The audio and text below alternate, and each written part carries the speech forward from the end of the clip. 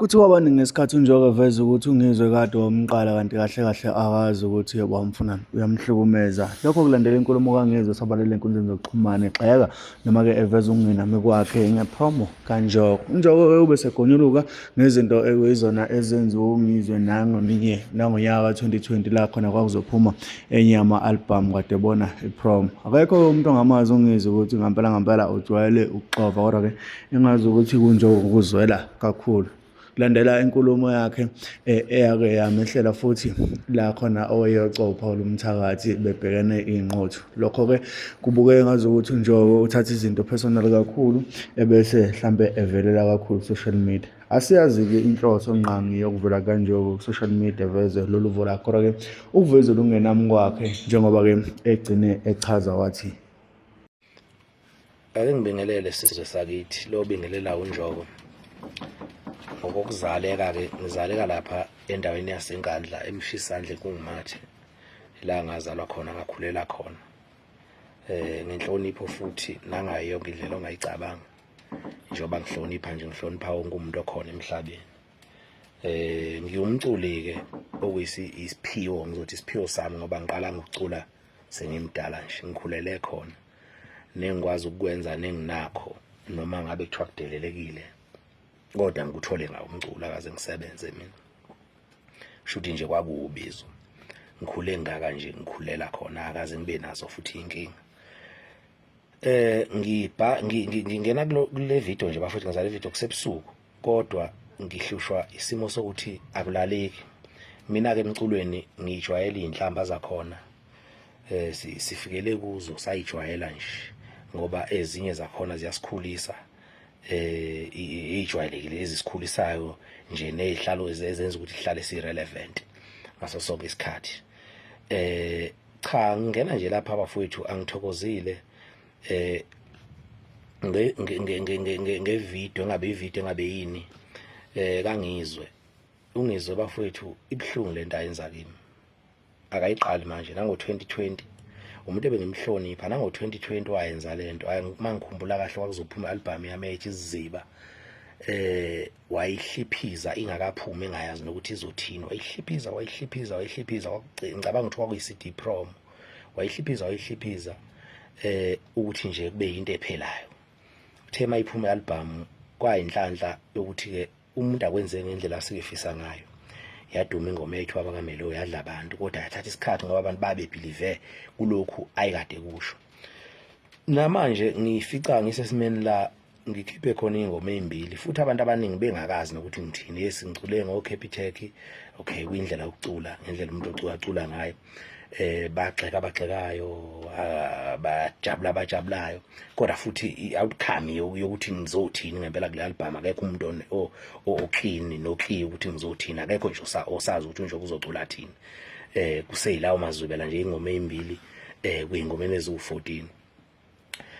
Kanza kwethu lento eyenziwa uNgizwe ayingiphathi kahle. Ngumuntu ohloniphayo, sengithi angisho manje ayingiphathi kahle ngoba akaze ngibe nakho ukulwa kokudlala naye, kodwa yena kukho ukulwa okudlalayo umayelwa nami, ulwela ukuthi manje uNgizwe ngaso sonke isikhathi uzama ukubulala mina.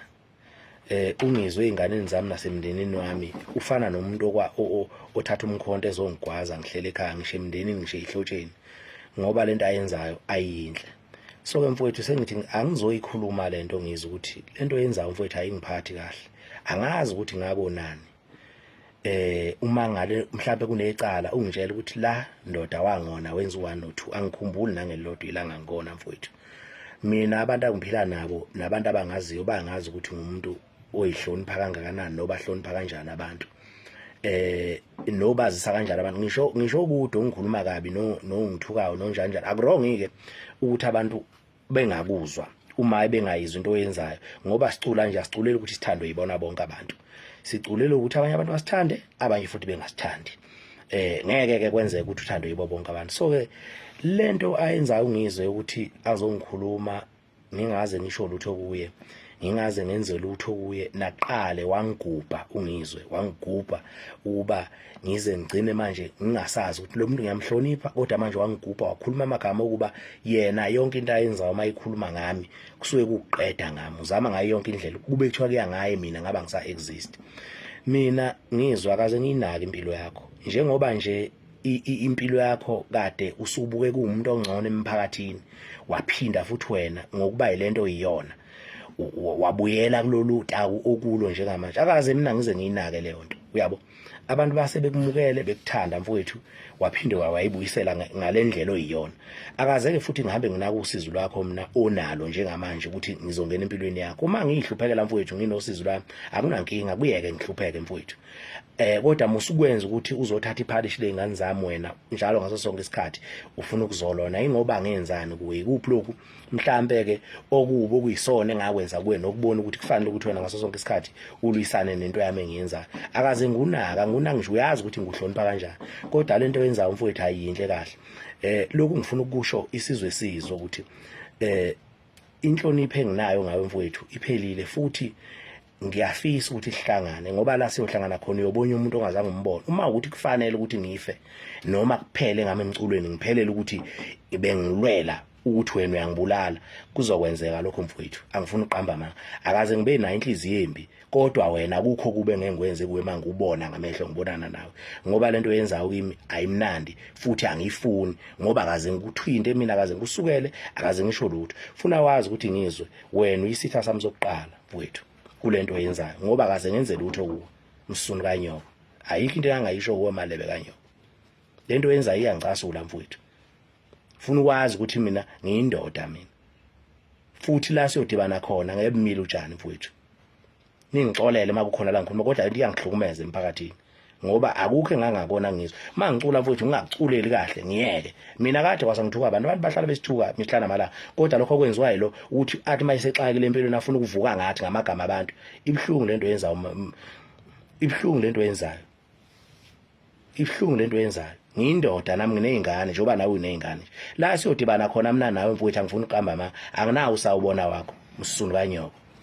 Angenze ngibe nawo nje usawubona wakho. Ningixolele la ngiphunywa wakho. Lento akaze angisuyi ngumuntu ohlonipha kabi, ngihlonipha wonke umuntu okhona mina emhlabeni. Engikwenzayo uma ngakuthanda wena kuyeke. Kuyeke nje manje unake nempilo yakho ngale ndlela ophila ngayo. Akekho ufuna umuntu okuquestion, akaze ungizwe ngiquestion indlela ophila ngayo. Ngiyindoda mina, nginezingane, nginomndeni, nginomfazi lotha anginayo. Nginayo yonke into ngayo enelisa mina nengamandla ami. Kodwa akaze ungizwe mina nginaka into yakho. Ngiyakucela mfowethu, phuma kimi. Phuma kimi. Ngoba mhlambe soba umlando sobabili la sodibana khona. Phuma kimi msunu kanyoka.